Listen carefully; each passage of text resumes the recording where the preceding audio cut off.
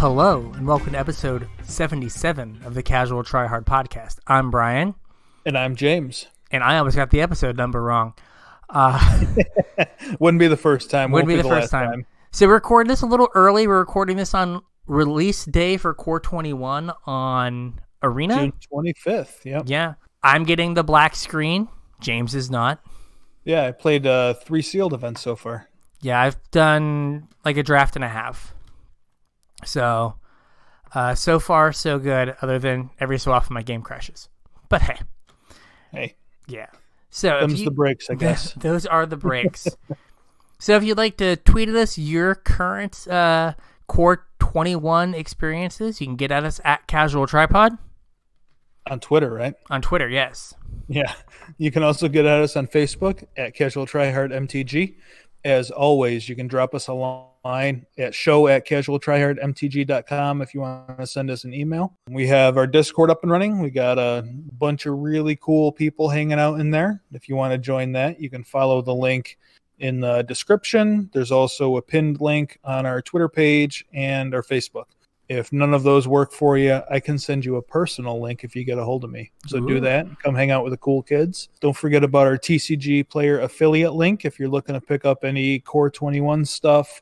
Or this episode's going to be about Jumpstart. If you want to get any Jumpstart stuff, you can follow the link in the description or just go to tcg.casualtryhardmtg.com. Anything you purchase after following that link will get a very small cut of.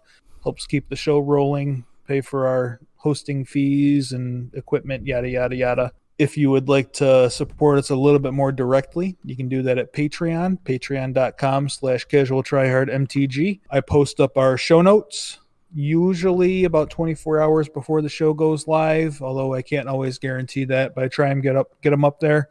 That way you get a little sneak peek about what we're going to be talking about that week. We also started recording our pre-show ramblings, which can be about absolutely anything. So if you want to hear us ramble about who knows what, sign up for a Patreon and you get access to those too. I usually post those pretty quick when they're available, so they'll be out like a day or two before the actual episode is. The limiting factor is me sending it to him. Right, yeah. We also have a Patreon-only finance room in our Discord channel where we talk about specs and, how we're moving cards and, anything kind of MTG finance related. So that's kind of a useful resource as well that maybe you've got an interest in. Signing up for Patreon will, get you an invite to that as well. So a couple little perks about helping us support the show. It's always good. Yeah. We also have a YouTube channel. Are we going to do anything for Core 21 for YouTube?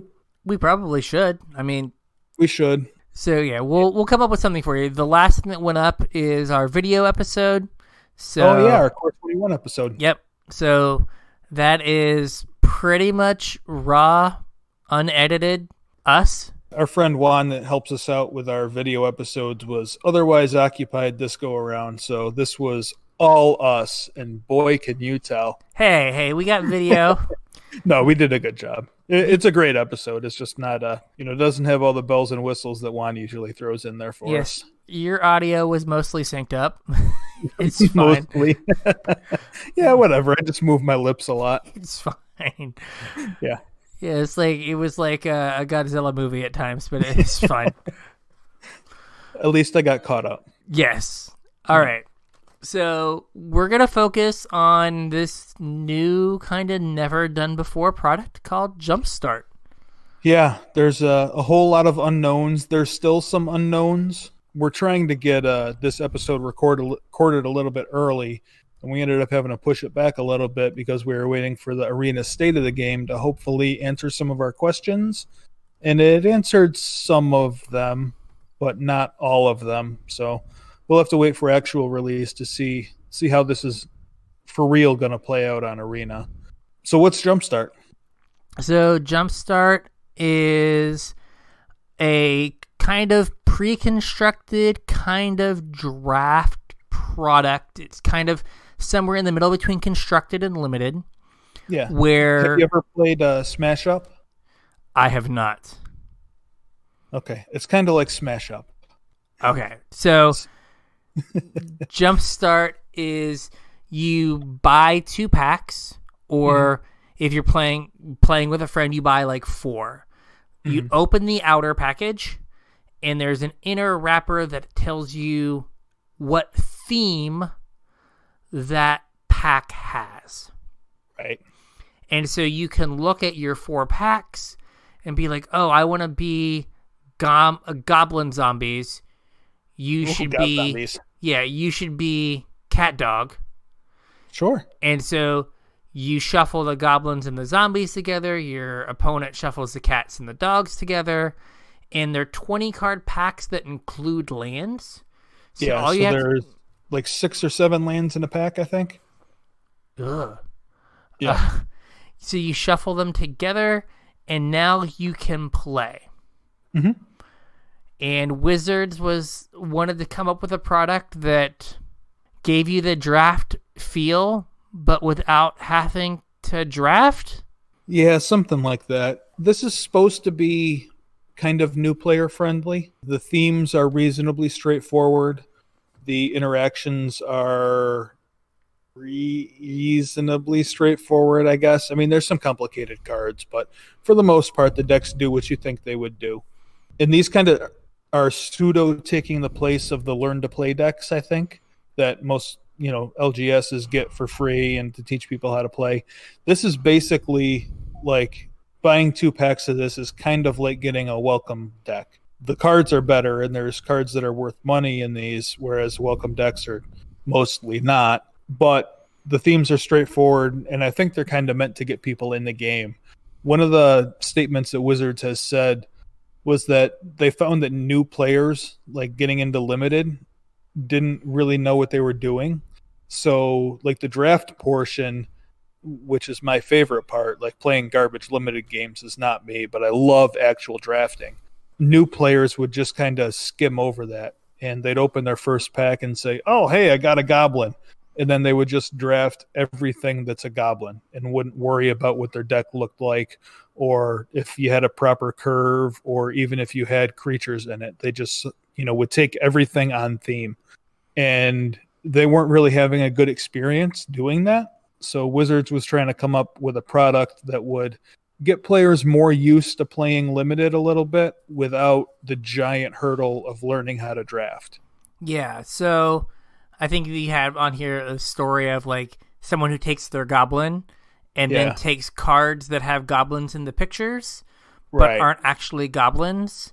Yeah. I played against someone who took, I forget what it is, like one in a red, deal 4 to a flyer or something, and it's like a picture of a goblin like riding a sail or something. And on turn 2, he tried to cast his goblin creature. Right. And I was like, it's not a creature. But it has a goblin on it. Cool, yes, but not a creature. Right. So, like, that is a problem. I don't know, like, part of me is like, at some point, you just have to learn.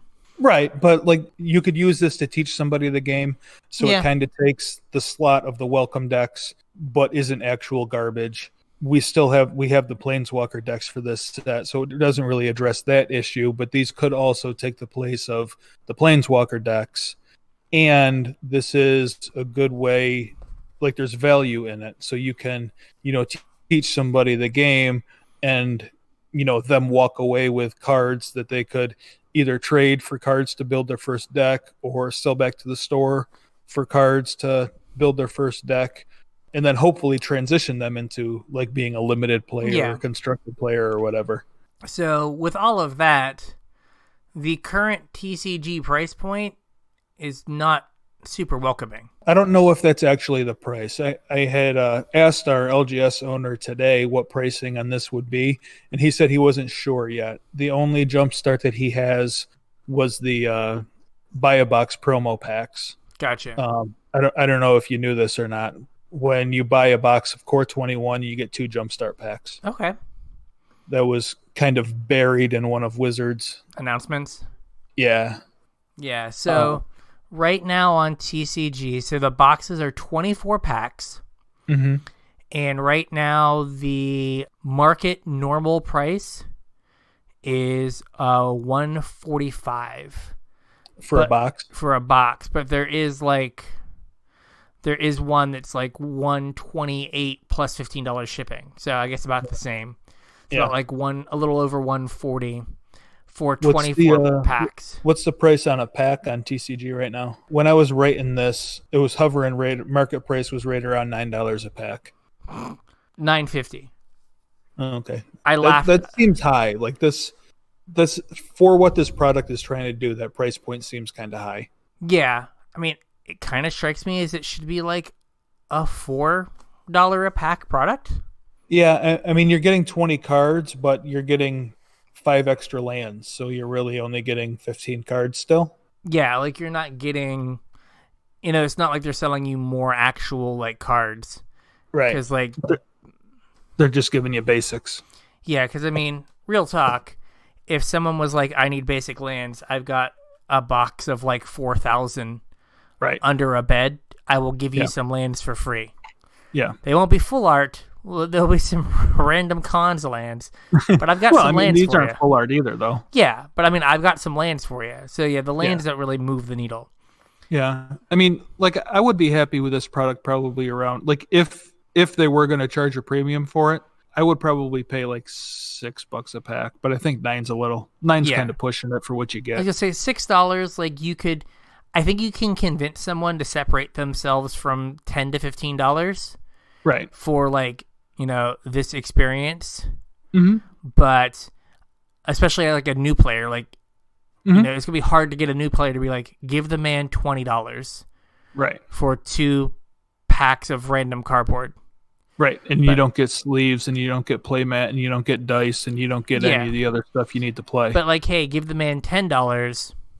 I think that you can, make that's a little more tenable to get your friend to cough up $10 to play, to like try to learn how to play.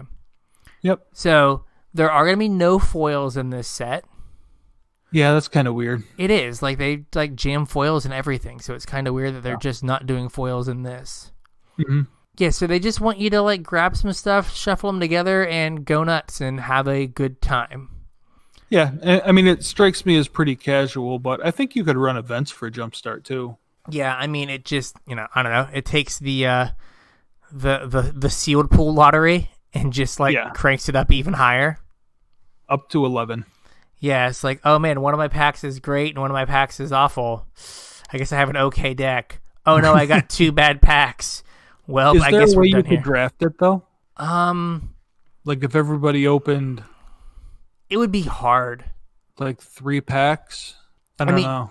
You could try, but I don't know. Like since all the packs are like collated together, right? So I didn't mean draft like the contents of each pack. I meant draft the themes. Oh, that'd be hard. Like almost like a Rochester draft. You just lay them out, right? And you like one person takes that. Like you just heads up draft them. Yeah, you could. I don't know if you want to. But yeah, you could do that. I don't know. I might want to. That might be kind of fun. Yeah. You're like, I just want human interaction that's not at work. Can I get that? Seriously. Can I just get a hug from somebody? Gotta spray you down with Lysol first. Okay. So we keep talking about deck themes. There are 46 different themes. Right. And some of them have different variants. Yeah. Some of them, there's only one variant. There's only one set of 20 cards you can get in that theme. Some of them have 2 variants. Some of them have 4 variants. So just because you open Feathered Friends doesn't mean you're always going to get the same 20 cards. There's 4 different versions of that one in particular that you can get. Yeah, so overall there are 121 different packs. Yep. When you open, the packs are a little bit bigger than normal because they're 20 cards instead of 15 cards. And the pack inside has a face card that tells you what the theme is, and that is sealed separately from the outer wrapper. So when you buy your pack out of the box, you'll see the outer wrapper. You don't know what theme it is. You open it up. It's still sealed, but now you can see what the theme is. You don't know which version you have yet, but you know what the theme is at least. Yeah, and then that's how you can, negotiate with your friend, like, oh no, I want 2 things of Feathered Friends. Right. Give me your Feathered Friends, and I'll give you my other one. Yep. Also, I just want to point out that some of these themes have a themed basic land, and the prices of the pre-order prices for these lands are kind of absurd. So it would really shock me if these lands didn't hold some sort of value at some point. The ones that do have theme lands, the artwork portrays that theme. So the Angels theme plains is like a sky scene, and the clouds are made out of like angel feathers. And then there's the Phyrexian swamp where everything's written in Phyrexian. Yeah, and there's also like a Phyrexian obliterator like on top of a Phyrexian altar, which is kind of cool. Yeah. But yeah, some of those lands are going to be worth money. That swamp in particular, I think, was pre-selling for almost $20. Dear God. Yeah. So that might be something for you finance nerds out there, that you might want to start sifting through some of the basic lands hanging out at your local game store, seeing if anybody's inadvertently put some of these theme lands in there. Yeah. It's all going to come down to how much this product's opened. Right. Which it might not be opened very much because we're in the end times. Yeah, not only are we in the end times, but we also have another set coming right on the heels of it. Is this the Commander Legends? No, isn't Double Masters coming out the end of the summer? Yeah, Double Masters. So yeah, it's like this is kind of sandwiched between Core 21 and Double Masters. Yeah. But yeah, the supply could be low just because people might not open as much of this as Wizards may have thought initially. Yep. That's kind of what happened with Mystery Boosters. I've heard rumors that Mystery Boosters is not being printed anymore. Oh, really? Just because we didn't move enough product? Yeah. Well, because people never really had a chance to do it, and the printers are tied up doing other things right now when Wizards doesn't want to cut into the other products. Yeah, I mean, it makes sense. Yeah. So the that last run that they did for Mystery Boosters to help boost the local game stores, the run that they sent out for free to help the local game stores out or whatever, I believe that was it for Mystery Boosters. And we don't have Magic Fests to sell the convention editions anymore, so I think that's it. Yeah. I mean, hopefully that this product is just something they just bring back randomly. Yeah, they could totally do it, and I could see them changing up the card file too, but it's a shame that set was awesome to draft. That's all I wanted to do was draft Mystery Boosters. Yeah. There's one more thing we can talk about here also that I forgot to mention. We were talking about pack contents. There's also a non-basic land in each of these packs. Oh, yes. This Blue Flyers one comes with the blue one, which is Thriving Isle. They all basically do the same thing. They all come into play tapped. They're all thriving something or other. They all tap for a mana of the color that they are, and when they enter the battlefield, you choose a color other than that color, and they tap for that color also. Yeah. So they're not super relevant in almost any case because there's a million different tap lands out there, unless you're specifically trying to play like a 3-color deck that doesn't have great fixing, because this one land can tap for like any of the other colors as long as you name that when it enters a battlefield. So in like a 3+ color deck, this is significantly better than like a random guild gate or comes into play tapped land. So people were talking about these, since they're common, as enabling 3-color popper decks. Oh yeah, I hadn't even thought of that. Yeah, so these are going to be staples in popper, because if you want to play Jeskai and popper, your mana is just awful right now. Yeah. Right? So if you can turn your Windscarred Crag into the white land, and when you need red, it's effectively just Windscarred Crag, and when you need blue, it's not. It gives you blue. So yeah, these are going to be like staples in 3-color popper decks. So I hadn't thought about that. That's a good point. Right now, these are pre-selling for $3. Wow. Okay, that's way more than I thought. I just went and looked up Thriving Isle because you mentioned it. The market price is $3, and there are some that are like $2. It's like 2,227. Wow. So again, since like almost every one of these packs comes with one of these, every pack does. I can't imagine these holding this price. Like you said, though, it depends on, how much of this product gets opened. Yeah. Because there is going to be, a small but some demand for these in EDH because they're a pseudo tri-land and there aren't many tri-lands. Yeah. But yeah, I didn't even think of Pauper. Yeah. And that'll drive the price because you need 4 of them for your Pauper deck. Yeah. But if these get cheap, this is something that you can buy and move if they go up. If you think, what is it? Was it Ash Barons? Yeah, that card was randomly really expensive for a while. Yeah, it had like colorless for like basic land cycling. Yep. And so it was just played in all these Pauper decks, and it was like $15. Yep. As a common from like, I think, a Commander product or something.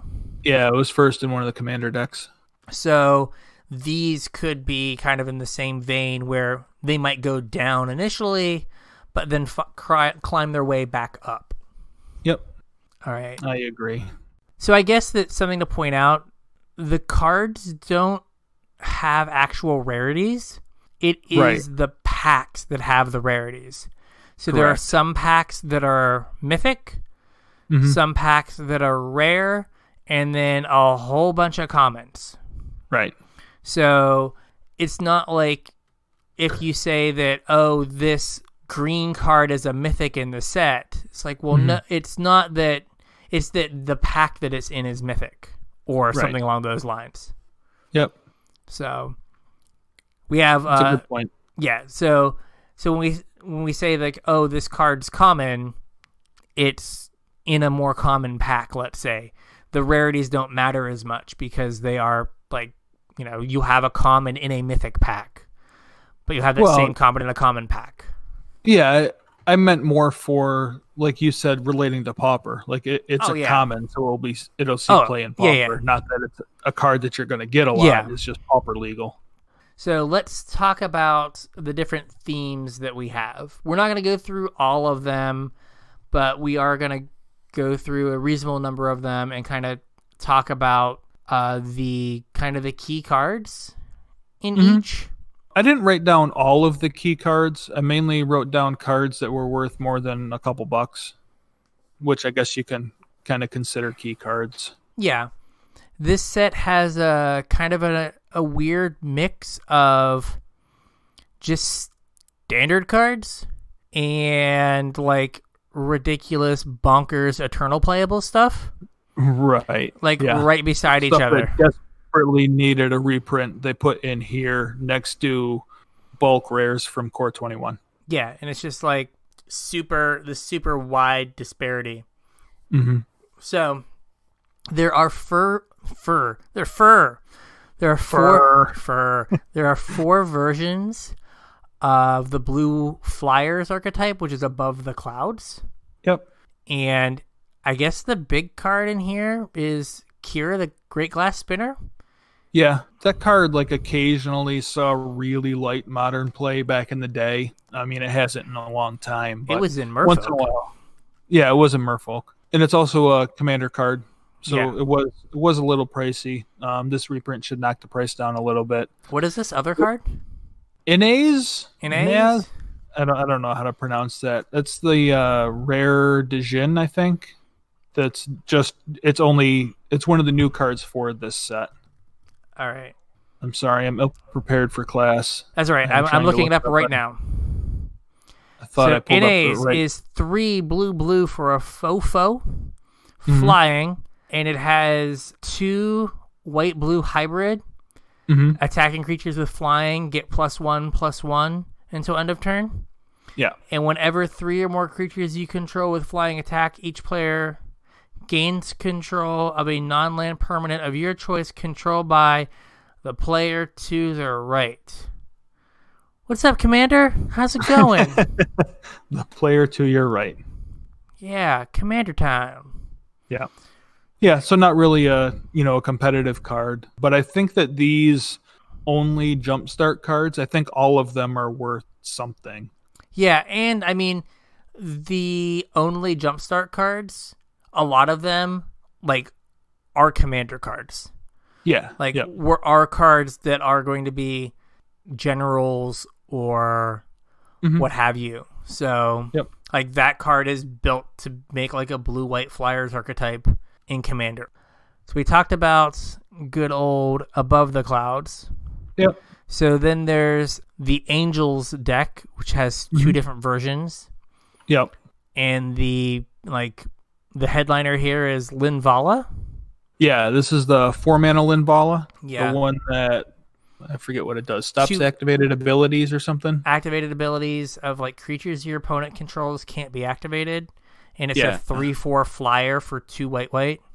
Yeah. It's a really expensive card. Is it still? Yeah, it still is. Okay. Let's see. The Angels deck. Man, I wish these were in some sort of order. It's Linvala, Keeper of Silence is the card. And yeah, I guess it's $20. Yeah. And then the one that doesn't have Linvala has Baneslayer Angel in it, which is a really good card, but isn't, like, super expensive. Yeah. It just got announced as a reprint, and the price kind of tanked. Yeah, I'm surprised that Linvala is this much. I didn't think that people played Linvala, but I remember when Linvala was expensive when she was, like, the answer to, like, Splinter Twin. Right. You could play Linvala and they couldn't twin off. Oh, the good old days. The good old days. So there are 4 versions of Archaeology. Yeah, these are all loosely artifact themed, I believe. Yeah. There is a new card in Archaeomender. I think that's a new card, isn't it? Yes, I do believe that's the new one. Yeah. It's not a rare card, it's a common, but it lets you rebuy artifacts, which is always something that artifact decks are looking to do. Most artifact-centric decks are looking to set up loops, and this can be a way to do that at common. So this might be another pauper spec too. Yeah. Aside from that, this deck also has the potential of having Vidalcan Archmage in it, which is a reprint from Mirrodin, I think. 2 and 2 blue for an 0/2. Whenever you cast an artifact spell, you draw a card. That's a reprint that was kind of expensive. And Scarecrow is the other reprint from, I guess, Lorwyn or wherever there were Scarecrows last. But that was randomly like a $6 or $7 card, I think. Yeah.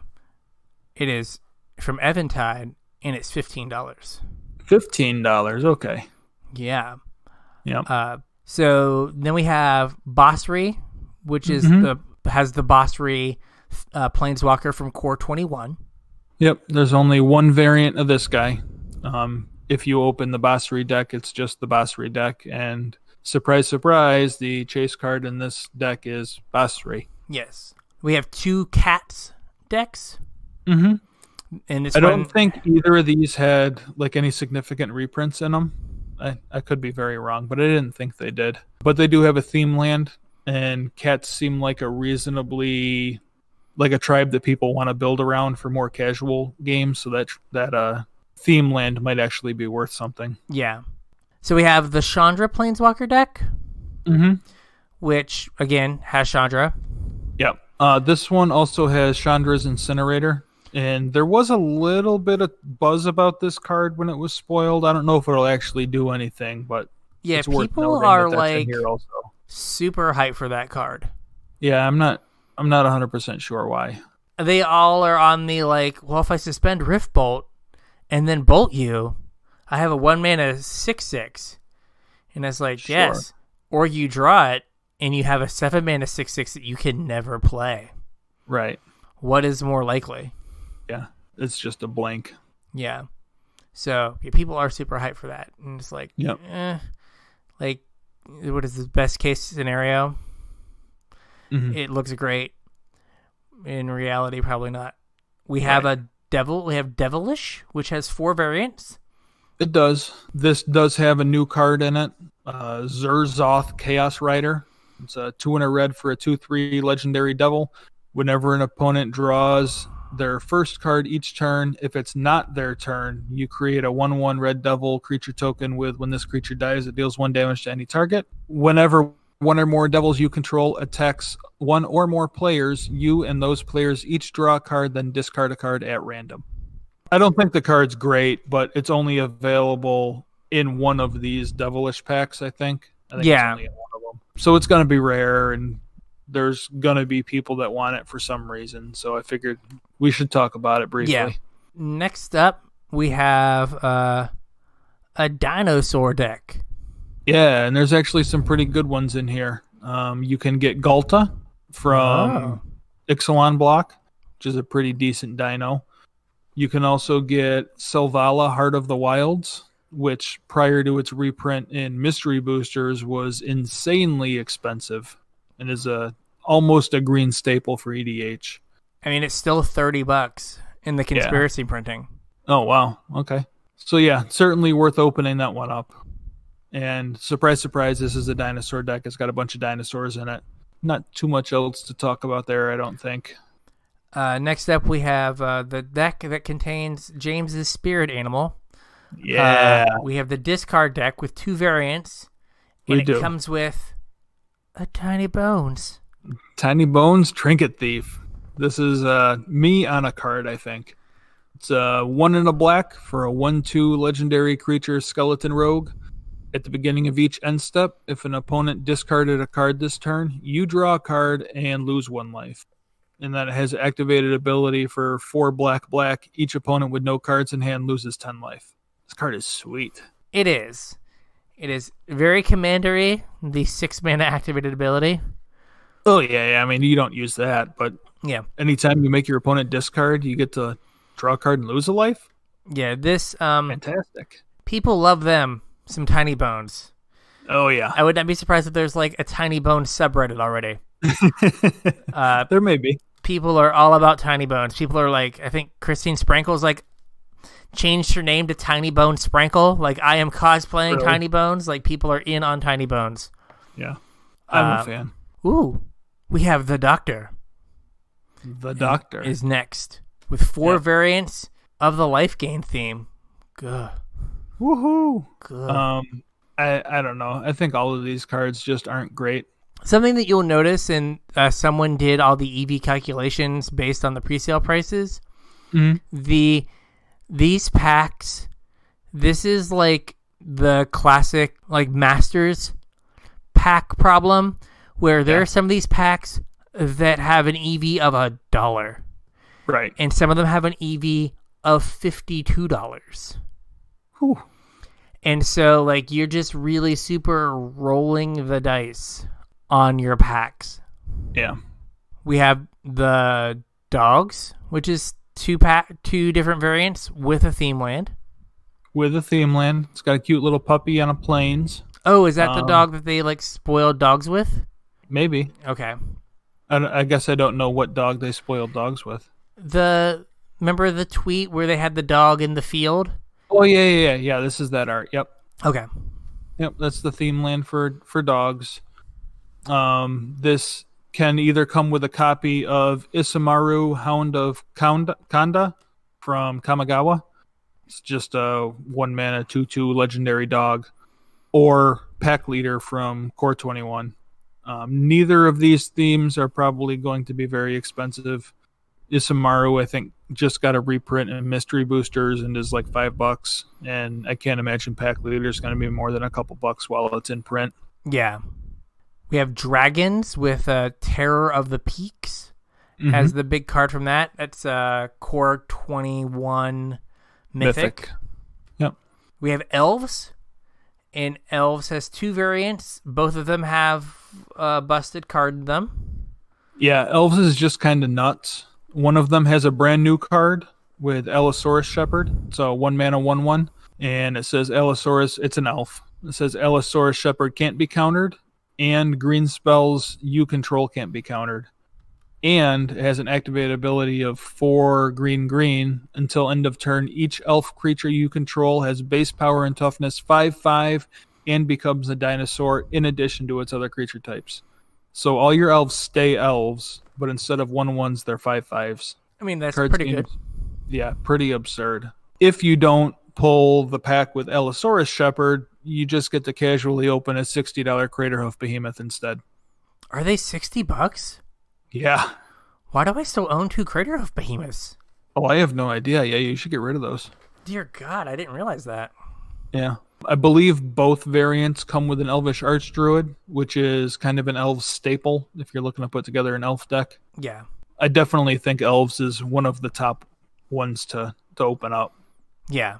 So next we have Enchanted, which is an enchantment base, like an Enchantress style deck.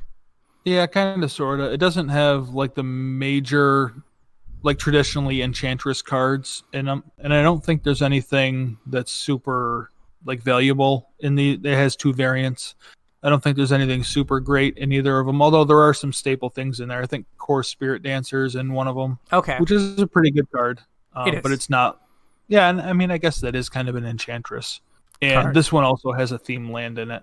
So then we have Feathered Friends, which is the white flyers. Right. So like the ideal thing is that you end up with the like above the clouds blue flyers and the the Feathered Friends, the white flyers, and you mix those together and you have a blue-white flyers deck is like the goal. Yep, I concur. Feathered Friends has 4 variants and a theme land. I don't think there's anything super noteworthy in here. Yep. We have Garruk, which is the Planeswalker, has a Garruk. Has a Garruk. It also has that new guy, the Garruk's Harbinger. The 1 green 4/3. Yeah, that card's kind of caught my eye. I don't know if it's done anything yet. I don't know if it will do anything, but it's kind of unique and has my attention at the very least. So next up we have Gobos, 4 versions of goblins. Yep, people like them some goblins. And it has what is his name? Muxus? Muxus? Okay. Yep. Muxus Goblin Grandee is 4 red for a 4/4 legendary Goblin Noble. When Muxus enters the battlefield, reveal the top 6 cards of your library. Put all Goblin creature cards with CMC 5 or less from among them onto the battlefield and the rest on the bottom of your library in a random order. And whenever it attacks, it gets +1/+1 until end of turn for each other Goblin you control. This just seems like the Goblin commander to have if you just want to play goblins and not a bunch of tokens. Right, yeah. If you're playing actual goblins and not tokens, yeah. Yeah. Seems pretty good. Yeah, not Krenko, but this guy's just like 6 mana, put goblins into play. Oh, you killed him? Cool. 8 mana, put goblins into play. Keep doing it. Yeah. Also noteworthy in this is Goblin lore. I believe that's in multiple versions of the Goblins deck. And even though like it doesn't actually do anything with goblins, this card is kind of an enabler in some of the Eternal formats. And it can randomly get expensive. Yeah, it was up towards like $20 at one point. I don't know where it's at now. Yeah. And I think this is its first reprint, right? I think. Because it was just like a portal card. Oh, maybe it's a second reprint then, because there was a white bordered version. Yes, it was like a portal card and then like a white bordered version. 10th edition maybe 10th or edition something. maybe, yeah. But not recent. Right. And when Hollow One pushed it first. Hollow I One, think. yes. So now it's cheaper. They're like $5, $4 or $5. Yeah, but I mean the card has potential to get expensive though. So yeah, because its only other printings are 2 portal printings. Yeah. Well, a starter, a portal, a 10th edition, and then this new one here. Yep. It is a card that like it's just good to randomly have because when it's needed in like modern, there's no other replacement. Yeah, you have to have it. It is the best at what it does. Which I guess we could talk about what it does. What's it do? It's 1 and a red for a sorcery. Draw 4, then discard 3 at random. Yeah. So it's great at filling your yard up. It's great for dredging. You get to, replace. You get 4 dredges out of this card, which is fantastic. Yeah. Enables all sorts of broken stuff. Nothing fair. Nothing fair. Yep. We have Heavily Armored, which is the white +1/+1 counters theme deck. Has 4 variants. And the big card here is Machias. Yep, Micaeus from Innistrad, I think. Innistrad, yeah. It's yeah, like the white one. It's like X and a white for a 0/0, and it gets X +1/+1 counters, and then it like does some crazy stuff with counters. you can like pay a mana and tap it to add a counter, or you can like tap it and remove a counter from it to put a counter on another creature you control. It's better than that. It's you don't have to pay a mana. You just tap it and you put a counter on it. Okay. And then you can tap it to remove a counter from it and put a +1/+1 counter on each other creature you control. Okay, that is way better. Yeah. That's actually pretty good. Yeah. It's a casual card. It's a commander card. It's worth a decent buck. This theme land's also kind of cool too. I don't know if you saw it or not. No. It's like a shield leaning against a tree, but the Okay. shield's like super polished, and you can see like the reflection of a plains in the background. Huh. Interesting. Yeah, it's pretty cool. We have the lands deck that has 2 variants, and the big card here is Oracle of Muliduli. Of Moly Dooley. Yes, Yeah, Oracle of Moldiah. Oracle of Moldiah. Yeah, this card has been spiking super hard lately. It's kind of a cross between like Azusa and Corsair Crucifix. It lets you look at the top of your library and play lands off the top of your library. Gives you an extra land drop. Really good at what it does. Yeah.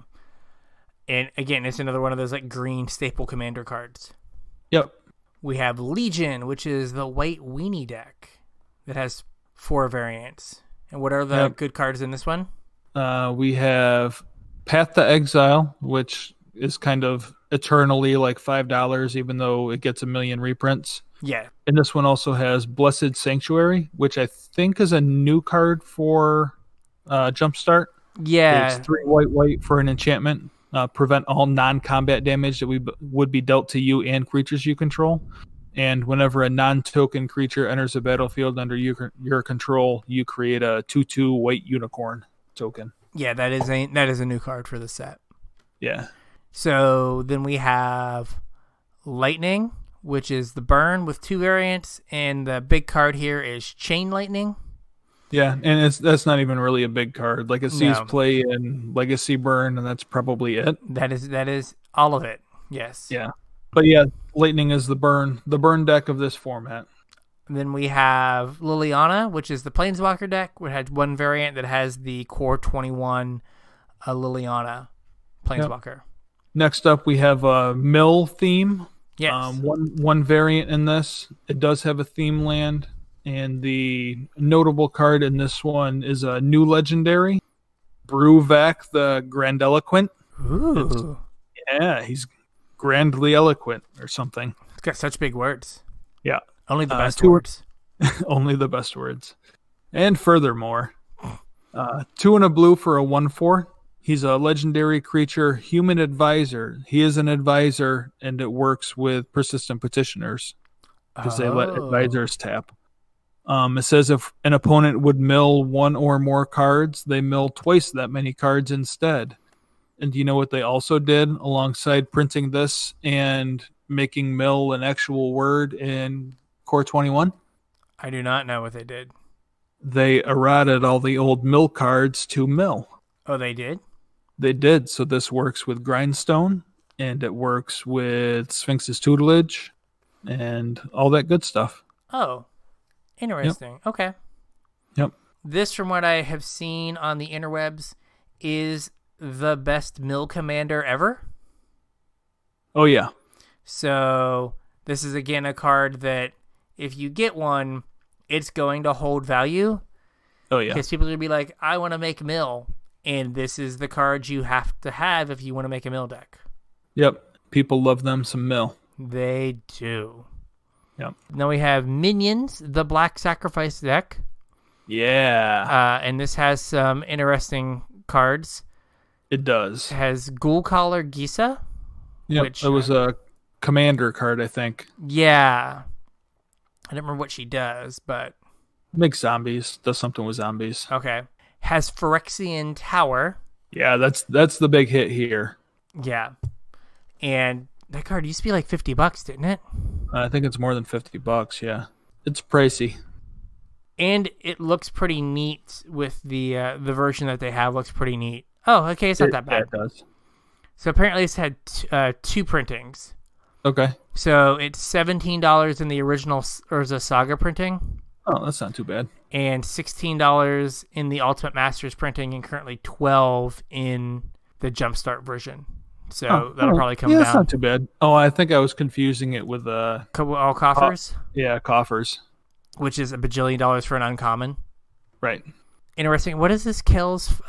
Fight Fixer? Yeah, that's one of the new cards for Jumpstart. There's a cycle of these that are like legendary monocolor, but have like an off-color activated ability. This is 2 black for a 4/3 Azra Warlock. It has Menace. And it says whenever you sacrifice a creature, you may pay hybrid blue-black. If you do, draw a card. Okay. And then it also has an activated ability that says for generic mana, you can sacrifice a creature, and this creature gains indestructible till end of turn. Okay. Next up, I'm trying to think of a movie where they drink Minotaur. We have Minotaurs. We Two do. variants of that. Role models. Role models. Yeah, it's like Stifler and like Paul Rudd. Okay. And they end up like fostering this kid or something. Oh, and boy. they work as selling energy drinks to kids.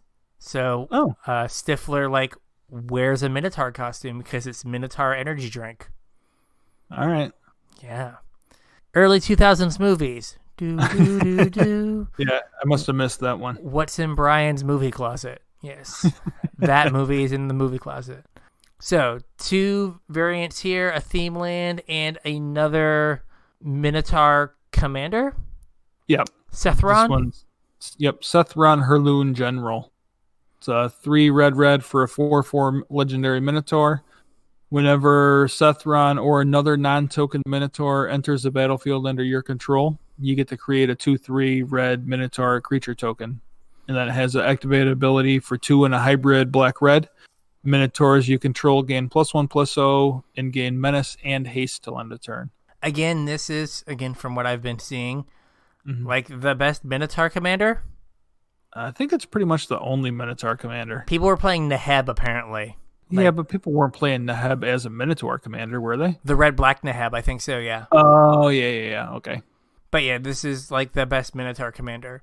So we've said that a few times. They really went hard on like stuffing the best version of a commander for an archetype in this set. Like in these themes, I don't think there's too many cards that are doubled up either. So like if you open up one of these, you're like kind of on your way to a Minotaur deck. Yeah. Next up, we have the Phyrexians. Yeah, there's only one variant of this one, right? Yes. This is kind of the one to open. It has a Shieldred Whispering one in it, which is the Black Praetor from New Phyrexia. It's a super desirable commander card. It is expensive. And this one also has the Phyrexian Swamp, which is written in Phyrexian text. And like I said earlier in the episode, that swamp is very desirable right now. Yeah. There's only one other card that's in Phyrexian that I know of. And that is the Judge Promo Elishnorn. Yeah, that might be the only actual card that's in Phyrexian, but there are cards that have Phyrexian text like in the artwork. Yeah. But like just all the text is written in Phyrexian. Yeah. Like, God, those used to be like $700. I think they still are. They're pretty sweet. Evidently, I saw somebody had posted online that somehow like these cards are on Magic Online already. Okay. Some of them are at least. And somebody has this Phyrexian Swamp in Magic Online, but it's written in English. What? Yeah. Oh, that's hot garbage. Yeah. No. I agree. I got the Phyrexian Swamp. I want some Phyrexian letters. That's right. Give me my scribbles. And Magic Online's like, look, I can barely render text in English. I'm not going to be able to. Look, the Excel sheet that you're playing on only does English. I'm sorry. Yeah. We have pirates, theme land, and we get a pirate lord and corsair captain. It is a lord. It's not legendary. so it's not like you could use it for your pirate commander or whatever. It's 2 and a blue for a 2/2. When it enters the battlefield, you make a treasure, and other pirates you control get +1/+1. Yes. It's if like there could ever be like a pirate tribal deck, this is in that deck at some point in the future. Yeah. And the fact that it's only one color makes it better than Admiral Beckett Brass. Right.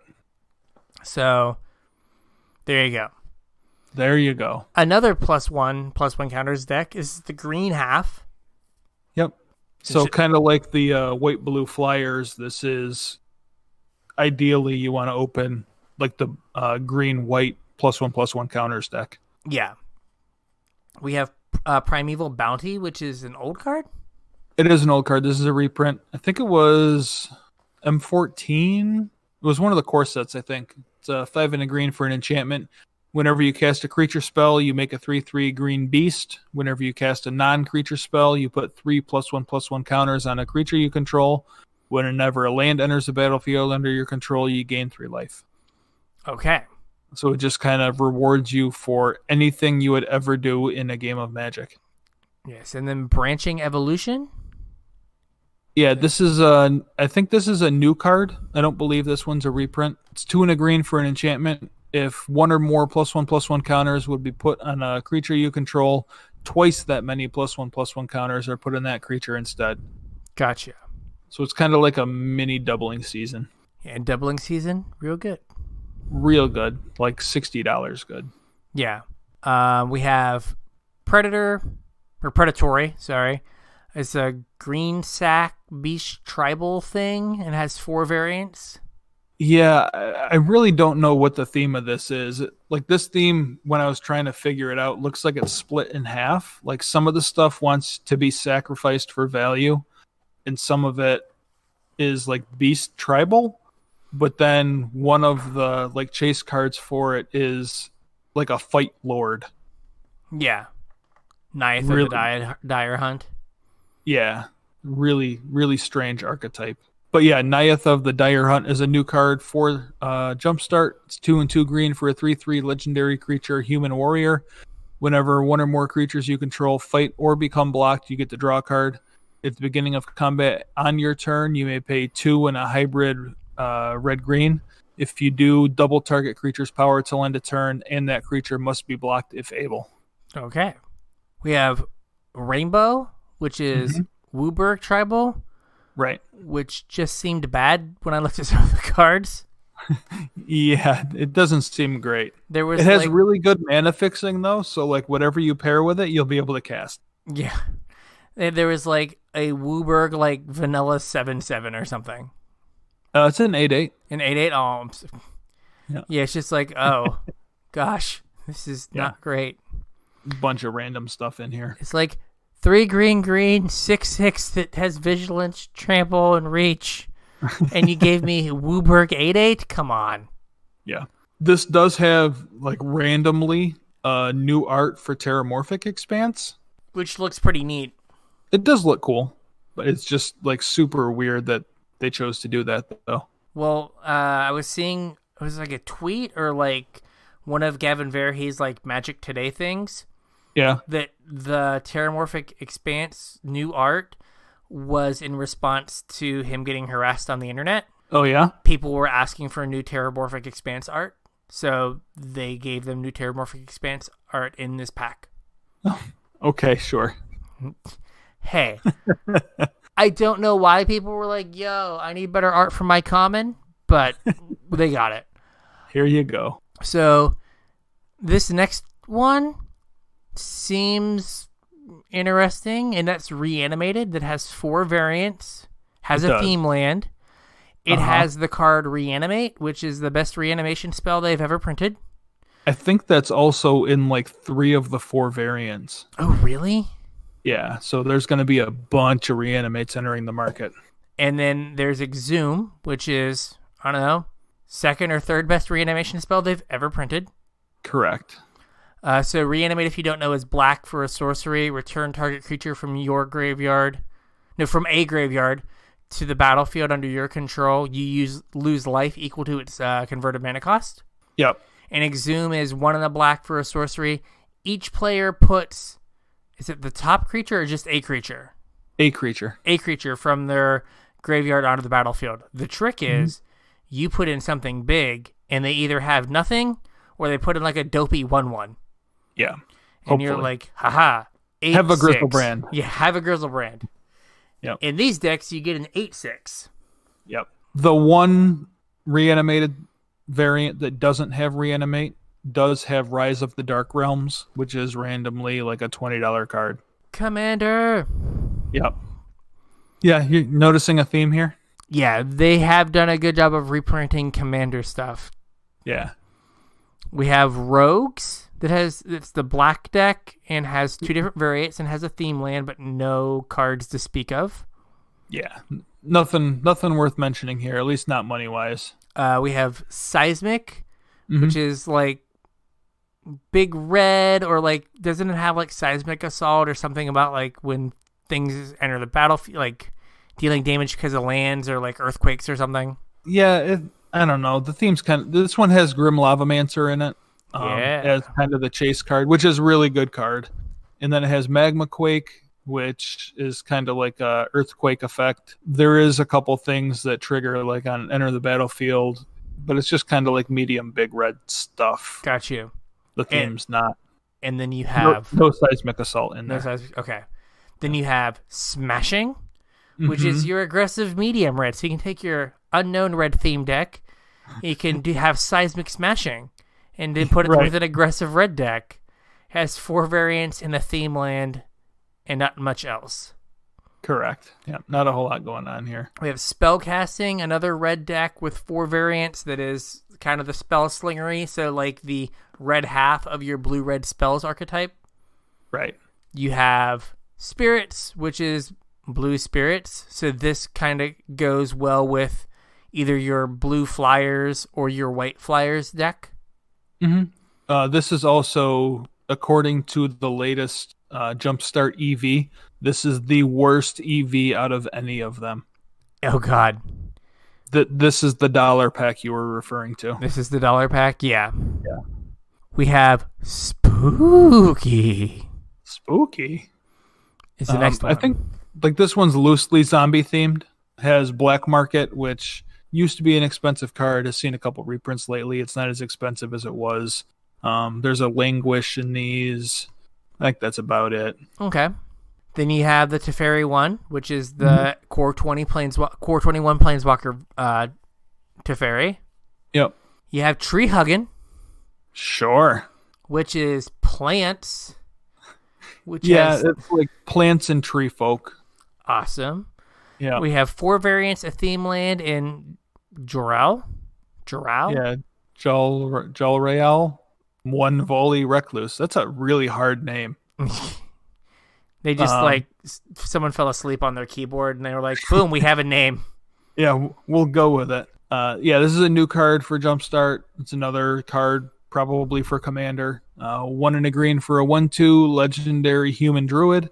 Whenever you draw your second card each turn, create a 2/2 green cat creature token. And you can pay 4 green until end of turn. Creatures you control have base power and toughness XX, where X is the number of cards in your hand. Interesting. Remember when green wasn't the draw 2 cards a turn color? Yeah, you mean before it could do everything? Before it could do everything? Right, now it just does everything. You don't need to play any other colors. It's just green. Just play forest. It's fine. Yep, mono green control. Let's do it. Hey, harmonize and like Beast Withins and Creeping Molds. Oh, that is not the mono green control list. The mono green control list is Primal Command Ewit. Oh, okay. And just do that in a loop. Yep. And Plow Under, yeah. Oh, Plow Under. Yep. That card is mono green control. That card is modern legal but not playable. It's like you just like eat 2 draw steps. This card should be great. Next up we have the Little Mermaid. I mean, under the sea. There you go. I don't think there's any crabs in here though. Boo. Oh, we do have Ariel's in here, the Wishful Merfolk. Oh, okay. Yeah. Okay, we needed like Wishcoin crab. Yeah, unfortunately, no crabs. Or Hedron crab. Just the sigiled starfish. Okay, so water creatures. Yeah, whales and starfish and octopi and Sweet. whatever. We have unicorns, one variant with a theme land, and a unicorn commander. Woohoo! I guess people have been really looking for a unicorn commander. I didn't realize that there were a ton of playable unicorns. There aren't.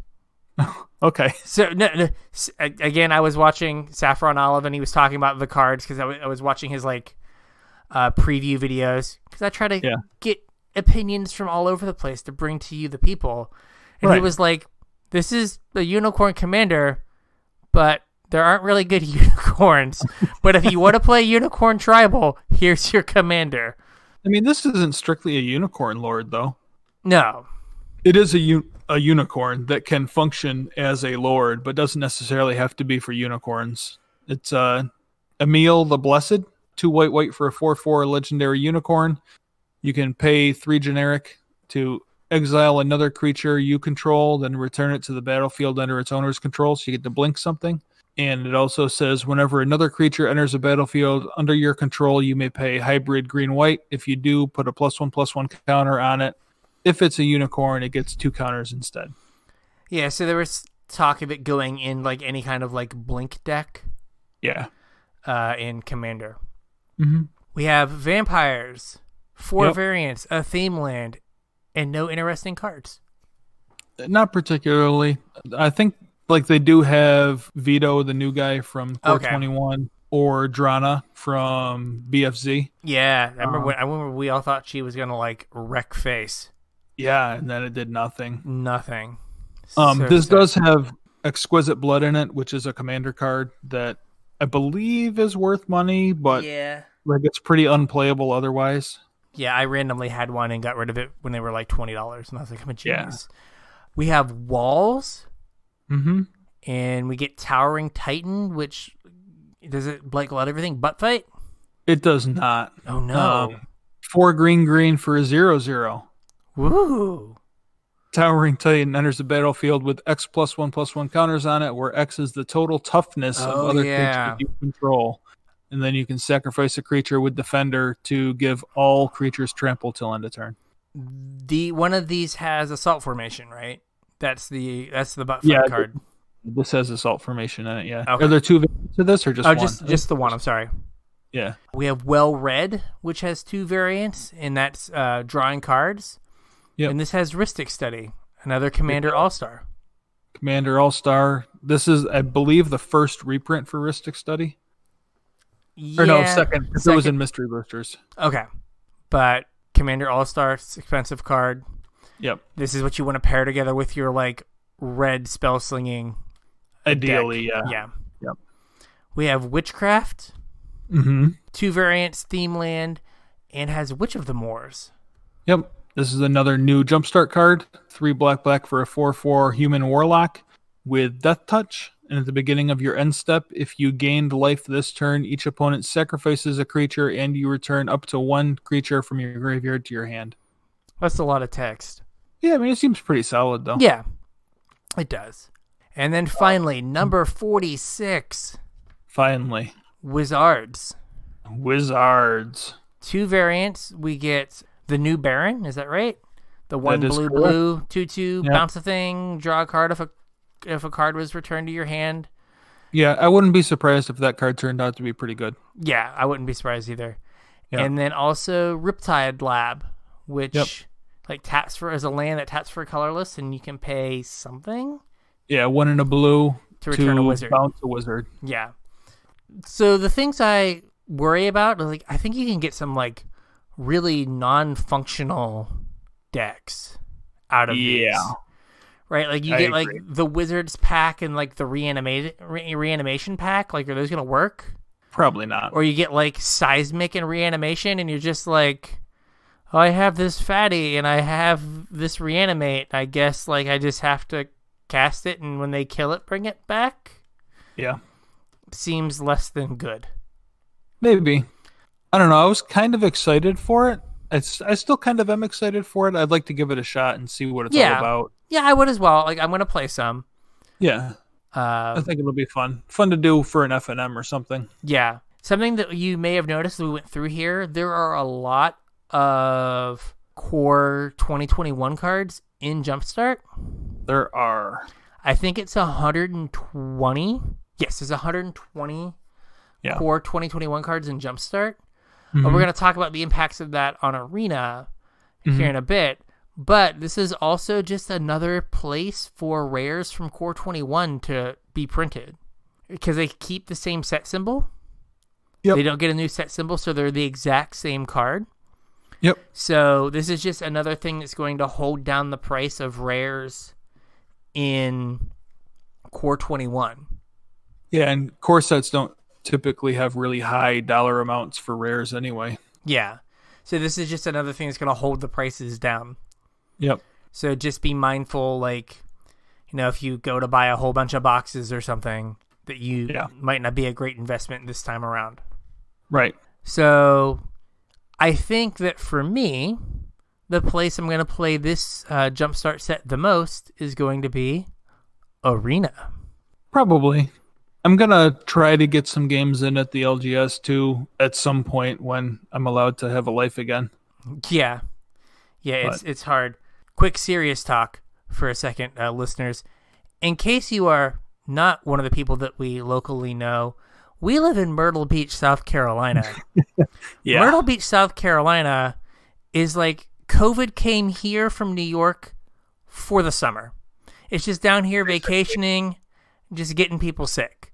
So, like, we are allowed to go do stuff, but it's probably not the best thing to do. Yeah, there are other states up and down the East Coast that are telling people specifically not to come to Myrtle Beach in particular. Or if you were at Myrtle Beach, you have to go lock yourself in your house for 2 weeks before we want to see you out in public. Yeah. So, yeah, we don't know when we're going to get back to the LGS. Yeah. So, that's going to lead us to playing a lot of Arena. And Probably. So we're going to talk about the state of the game, which is why we're doing this podcast early, but yet also a little bit later than we wanted to, so that we could get the state of the game to come out.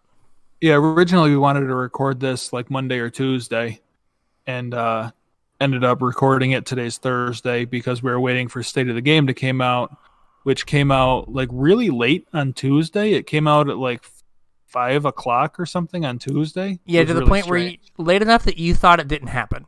Right, yeah. I sent you a message and said it didn't happen, and then sent you another message almost immediately afterwards that said, here it is. Yeah. So we got the state of the game, and there were some big things that were announced. Yep. For me, which could hurt my work productivity if I ever go back to work, is they have Arena coming to Max now. Yeah, that's big news. A lot of people have been begging for that for a long time. Not personally me. I'm certainly not an Apple guy, but I know you are and Juan is. Yeah, I will probably have it on my work computer, and maybe over lunch if, I'm allowed to be at work. I might get in a draft or something. Yep. It's not just a direct download from like Wizards. You have to go through the Epic Game Store. Yeah. Which I don't know all the ins and outs of modern video game distribution, but you have to just go through the Epic Game Store to get it. Yeah, I think they said that this was the fastest way they could get it released. Yeah. For whatever reason. Yeah. I have no idea how that works. Don't know how it works, but if you have a current Arena account and you have a Mac that you want to play it on, that's fine. It's going to work on your Mac just fine. Like your account, all your cards, you're going to sign in and you'll be good. Mm-hmm. Yep. So you'll be able to like basically have it on 2 different computers if that's what you're going to do. Yep. So that was the first thing. And the second thing was, I think it was something they planned beforehand, but it might also be in response to a community-wide meltdown. Yeah, you were pretty upset about this too, so I'll kind of let you walk us through it. It's the reprint problem, right? So every time there's a card that gets reprinted in Standard for, whatever, to make the limited environment work, to make Standard work, to make cards a little bit cheaper, right? We just get an extra copy, and there's nothing to do about it. So there was, late last week, early this week, there were a bunch of videos. There was one from MTG Goldfish, one from Noxious, and I'm sure other people did videos about Arena's reprint problem, right? So in this set, it was bad because you had 6 rares that were going to eat 24 packs that you opened, because if you have all 5 temples and 4 Fabled Passages, you have no use for extras. Right. So they have decided that for rares, if they ever reprint a rare, they are going to change how the packs that you open are collated, so that basically the last 24 rares that I'm going to open are going to be the temples and the Fabled Passages. As long as they're the same artwork. They said this is not going to apply if there's new artwork for a card. So as long as it's the same art. Yep. So if you think about the Sorcerer's Spyglass from Ixalan versus Sorcerer's Spyglass from Throne of Eldraine, those two would not get protected because they have different arts. Right. But since the temples are exactly the same, those are going to get protected. So you're not going to open temples as long as you can open anything else. Now, this doesn't apply to, drafting. Right. But just, packs that you open in the store or your reward packs. Mm-hmm. And this also works for split play sets, too. So if you have 3 copies of Temple of Melody and you open one... Or if you have 3 copies from, I guess, Core 20, and then you open a Temple of Melody from Core 21, that will be your 4th one, and you won't open further ones until the end. And I think it also goes backwards. So, let's say you open all your temples in Core 21, and then you open Core 20 packs. They're not going to be they're not going to give you temples until you have every other card. Right. This also only works for mythics and rares. It doesn't work for commons and uncommons that get reprinted.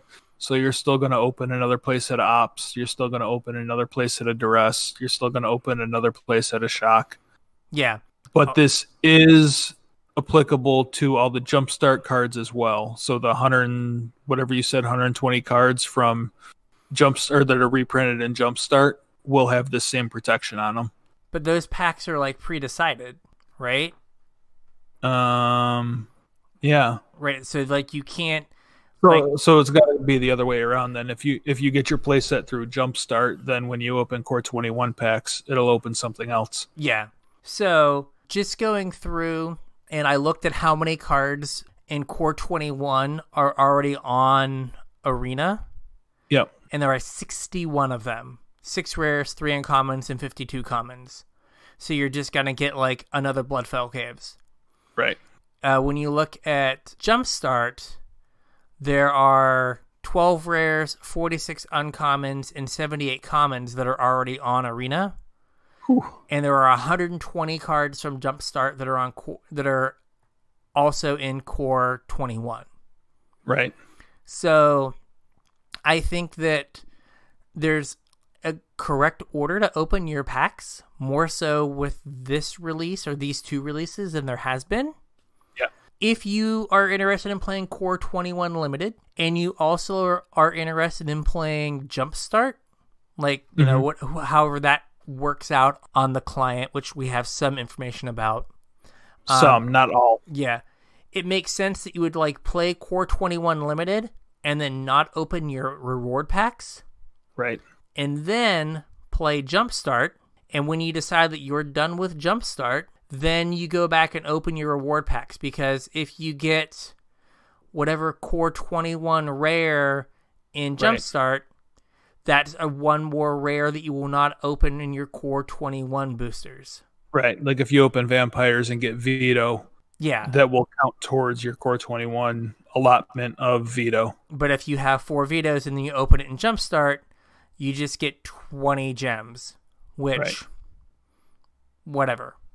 Yep, whatever. So a lot of what people were talking about with the whole reprint problem is like each time they reprint cards that are already on Arena, like you're getting less and less value right from each pack that you open. Yep. So, it's not a huge deal that the first 4 ops that you open in this set are just burnt like vault progress. Yeah. Right, because you don't need your 16th opt. Right. You just need the 4 that you opened in Ixalan. Right. Right, and it doesn't matter for uncommons as much either, but it really matters for the rares. So moving the rares to the end is good, but you still do run into that problem of you're going to end up with 8 temples. Yeah. 8 of each temple if you play a bunch of limited and open a bunch of packs. Or even like your rewards, like your mastery pass rewards, right? Right. Eventually those just kind of like, you're going to get packs and you're just going to be like, oh, a temple. Meh. Right, so you still have to chew through 24 rares you don't need before you start getting gems. Yeah. So whatever is 480 gems basically that you don't get, which is that's a decent chunk of a draft. Yeah, it's like almost half a draft. Yeah. Or no, I guess it's like a third of a draft. But still, like you lose out on a third of a draft or however many packs that is. I don't know how like sustainable the model that they have is. If a quarter, in theory, a quarter almost of the cards I'm opening in Core 21, I don't need. Yeah. Right? And so that's only going to get worse in Core 22. It might not be the rares, but you're still going to have the commons and uncommons that you don't need. Core 22, Teferi Boogaloo. Oh, gosh, yeah. What is the next? Hey, this is the Teferi Boogaloo, and I don't think this Teferi is busted. Right, but it doesn't rhyme. It doesn't rhyme. Teferi, Core 22. Teferi. What else we could do with... Boogaloo makes everything better. Sure. The Black-White Gideon returned. Gideon's dead, isn't he? He's not coming back. Got a zombie him, man. I think they said he was dead. I think he's Venser dead. Elspeth was dead? No, Elspeth died on Theros. Oh, okay. So that doesn't count because you go to the underworld. Right, yeah. Man, I would just hang out on Theros then. If I planeswalk somewhere else, I die. Just going to hang out Back here. Back to Theros. Just going to randomly planeswalk to Theros every 5 minutes. Yeah. You get a sniffle, you're like, Theros. Yeah. I might have the Rona. Theros. But then you have to quarantine because you came from Myrtle Beach. You do, but if you die, it's fine. You just go to the underworld. Come back. Yeah. All right. So I think that they are doing something to mitigate it, but you are still going to lose some value on the reprints. What they're doing with moving them to the end, I think is good for a certain type of user. But for you and I'm assuming that you probably have almost all the cards from every set.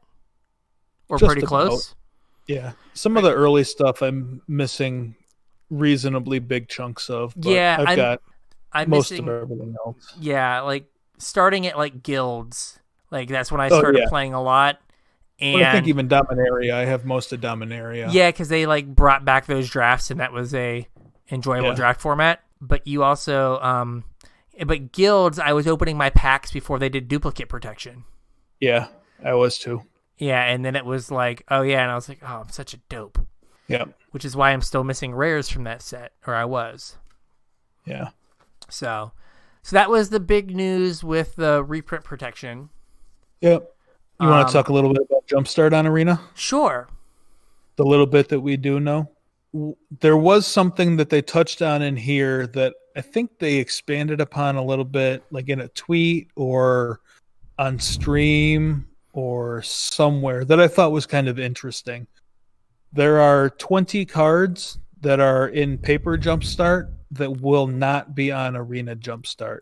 I have the list. Okay, do you want to go through the list? Sure. So some of the cards are removed for power level reasons. And some of the cards are removed because of the way Arena interprets the rules. Yeah, it's really interesting, and I never knew this was how it did it, but it makes me ask more questions. Like, Arena actually reads the cards, applies it to like a template of the rules. So I remember when they were developing Arena, they had mentioned this, that it wasn't going to be like Magic Online, where they have to go in and program in every card individually by hand. Right. This, the rules engine is set up in such a way that they just feed it a card, and it knows how the card works within the rules.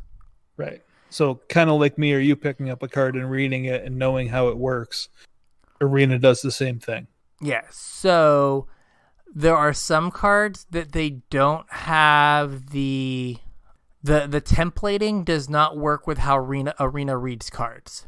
Like in the last couple of years, they've kind of changed the way that they word some things, and some of the older cards don't work with like current ways they rules template stuff. So those cards they just can't make work on Arena.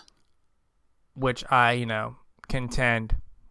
Then you just change how you word them, but Sure. What do I know? So we have the first two here are power level for sure. Chain Lightning and Lightning Bolt are becoming Lightning Strike. Yeah. Have your card spayed or neutered. Basically. Ball Lightning becomes Lightning Serpent, which... Okay, I don't even know what Lightning Serpent is. Neither do I. I was going to say, I cannot tell you what Lightning Serpent is.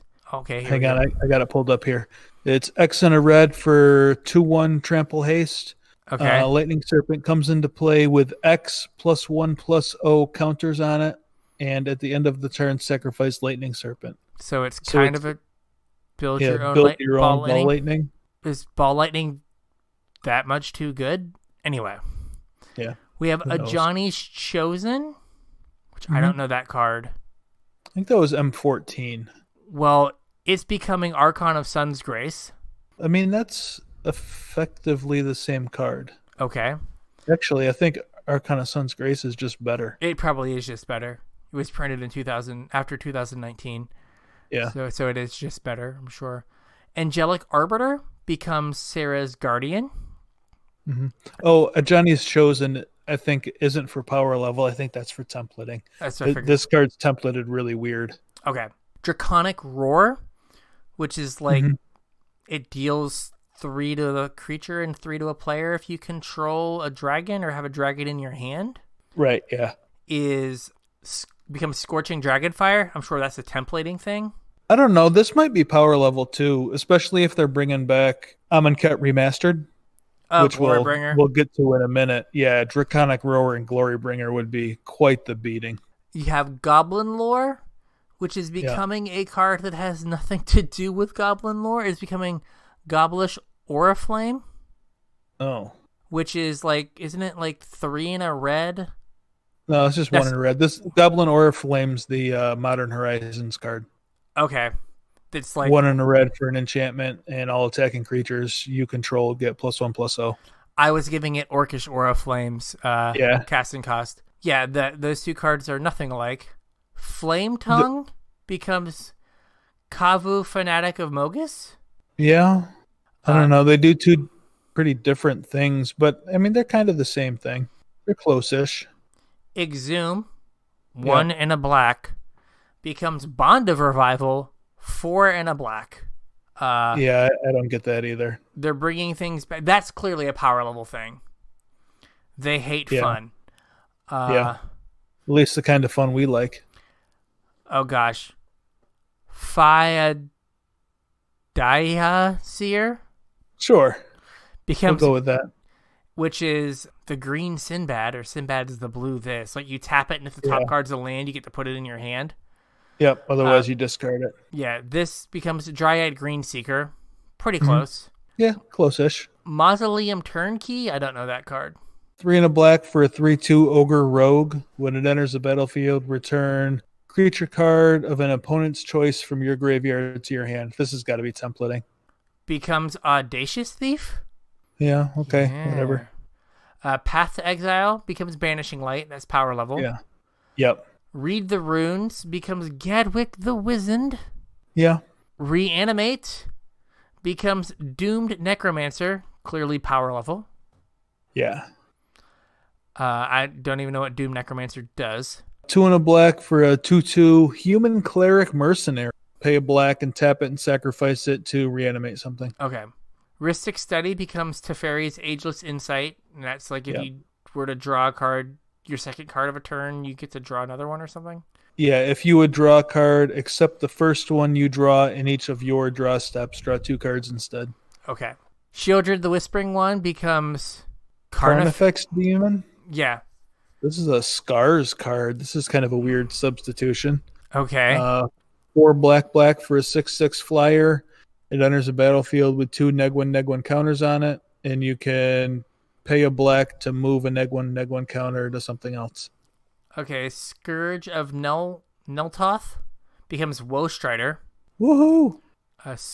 Scourging Bandar? Scrounging. This was a Scrounging, Kaladesh card. No, that's Wily Bandar. Okay, then this was an Aether Revolt card. Okay. It becomes Polymbright Druid. Sure. Thought Scour becomes Weight of Memory. All right. Which those two things are not even close to being the same. Well, I mean, they are, but one costs 4 mana more for almost the same effect. And then Time to Feed becomes Prey Upon. I think that a lot of the templating cards are cards that, like, your opponent has to pick something for you. Yeah, I think so, too. I think it's a lot of things where, like, it's asking, like, you to make a lot of decisions, or for, like, your opponents to make decisions for you, or the cards that they kind of cut. Yeah. So those are all the changes. So you're going to get different cards in your arena packs than you will in your physical packs.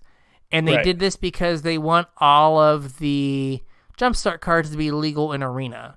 So they want them legal and historic. Sorry, legal and historic. Yeah. So they want those cards to both work from a rules perspective and to not totally break the format. Right. Though I don't know how much they test historic. Yeah, I really don't know. One of the other things that they announced here was Amonket Remastered, which is cool. It will bring historic a little bit closer to Pioneer, but you're also injecting a bunch of cards now that aren't legal in Pioneer into historic. Yeah, historic is going to be like its own thing, which it has been. A really weird thing. And is really going to be its own thing. Yeah. And I'm still going to use it as like kind of a, hey, is this like a deck that could work in Pioneer? Right. Can I like learn these lines or learn how this deck works and see if I like it? Yep. I don't know if I'm going to go like super hard and make a Pioneer, like a historic specific deck. And the idea of using historic to like kind of test Pioneer might really go out the window when you add like 600 or 500 new cards. Right. Like that might just not be doable anymore. Mm-hmm. Oh, if you play, what is it called? Brawl, they're just going to make Brawl free forever now. Yeah.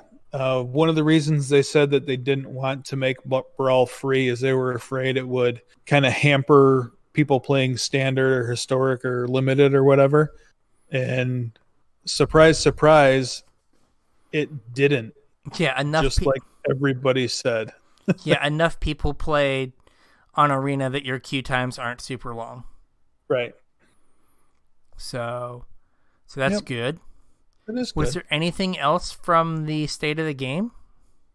Just the Amonket Remastered, I think, was the only thing. And I think we've talked about what a remastered set is, right?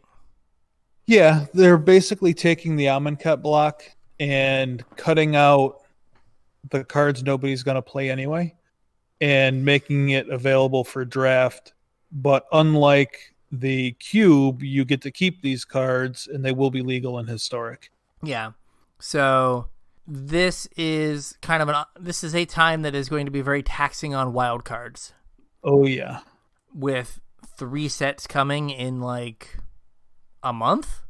Yeah, well, I mean, it's going to be 4 sets by the end of the year. Yeah. Yeah, because I mean, you have. Well, I don't think Amonket Remasters till the fall. I thought it was like August, but I might be wrong. Oh, maybe. Oh, yeah, it says August. Wow. Yeah, so like, you're just gonna like get done with your core 21 cards. You're gonna have played some Jumpstart, and then be like, boom, Amonket Remastered. Yeah, I mean, at least it's draft though, so hopefully you'll draft what you need instead of instead of just randomly opening packs. Yeah. But yeah, it is a lot of cards coming onto Arena in a very short time. There was one more thing that we didn't quite touch on, and that was how Jumpstart's coming to Arena. Okay, yeah. And that's mainly because they didn't say. They quoted right here off of the State of the Game announcement is, the Jumpstart play experience on MTG Arena will be part of a limited event, e.g. draft/sealed using theme boosters, and will contain over 500 cards. So I'm hoping, against hope, that the like sealed part of it is you get 2 packs, or they give you like an option for like 3 packs, and you pick the two you want to shuffle together. Yeah. Right? And not that it's that they like give you 6 boosters. I don't think so. Mainly because like the whole idea of this is to get people interested in limited. And I don't think doing that gets people interested in limited. I think like the goal is to just get people playing limited games. Yeah. So I don't think you're going to be, opening 6 boosters. I also don't know how draft will work. Yeah, that seems weird as well. Yeah. I mean, unless they've made like a draft set out of it for Arena, right? Because they could easily build packs like they would. Yeah, but doesn't that kind of undermine everything that they're going for here? Yes, but they're the ones that said they wanted to do draft. So I don't know how they would do it other than I don't know either. Almost like the cube. Because like with 500 cards, that's just a cube. Yeah, I don't know. I'm still kind of thinking that there's a way to draft the whole pack. Yeah. I don't know what it is, but there has to be a way. Because I don't think you'd break up the themes. I don't think they want to break the themes up. That kind of negates the whole point of having themes. I would guess that there's going to be a way to draft the whole theme. Okay. I'm calling it. Okay. It's my called shot. Called shot. So we will see. Yeah. But yeah, I will probably, like I said, I'm going to be saving my core 21 booster packs until I do Jumpstart. Yep. And so that way if I like a bunch of Jumpstart and I jam like tons of Jumpstart games. Yep. You're not just wasting your core 21 packs. I'm not just, exactly. Because, I want to open as few of those as possible. Yep. Hey, did you said you played a little bit of Arena today. Have you seen the new deck builder? I did not. I just, I did my drafts and built my deck as normal. I didn't notice anything different. I didn't go into like a lot. I guess there's a lot more options now than there used to be. I didn't go into most of them, but I did notice that there's now an arrow in the middle of the screen where you can have your deck take up the whole screen instead of looking at your collection up top. Oh, that would be good. Nice. And that'll be nice for people sharing screenshots of decks on like Twitter and Facebook and stuff too. I know, like that is always a dilemma. Yeah, where you got like 2 lands cut off and you don't know what they are. Yeah, and to fix that, you like have to drag all your cards over. Right. And that just becomes awful as well. Yeah, and that also eats into where your sideboard's supposed to be. So if it's the best of 3 deck, you don't get the sideboard. Yeah, so that's really good. That is a quality life improvement I can get behind. Yeah, me too. And they said that there's like that the search function has all this additional functionality. Yeah, I didn't go in and try. I didn't mess with that either. Again, you don't have to search as much if you were to take the 7 different ops I have, condense them into one opt that I could say I want an opt. And then when I click on the opt, you could open up the window and be like, which one? Yeah. Or I could just like to set it to Give me whatever op's on top. I don't care. It doesn't matter. I don't care if it's the fairy or the pirate. Yeah. Or, which Bloodfell caves you want. The black-red one that gains me a life when it comes into play. That's the one I want. I don't want any of them. I don't ever want to play that card. When they do the artisan events or the popper events, sometimes you gotta get down and dirty with your tap lands, man. Yeah. Those thriving dirty. Yeah, those thriving lands will be good in the oh yeah. In like the artisan events. Like those will be good.